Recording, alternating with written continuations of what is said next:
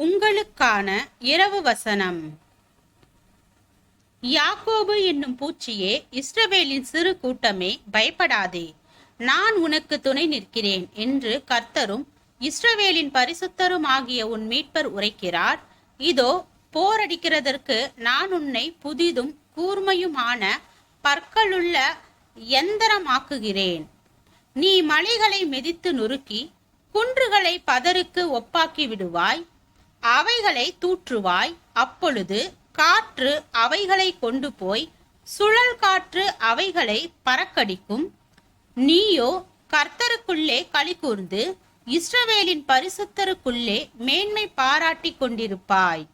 சிறுமையும் எளிமையும் ஆனவர்கள் தண்ணீரை தேடி அது கிடையாமல் அவர்கள் நாவு தாகத்தால் வரலும் போது கர்த்தராகிய நான் அவர்களுக்கு செவி கொடுத்து இஸ்ரவேலின் தேவனாகிய நான் அவர்களை கைவிடாதிருப்பேன். ஏசாயா 41 அதிகாரம் வசனம் 14 முதல் 17 வரை.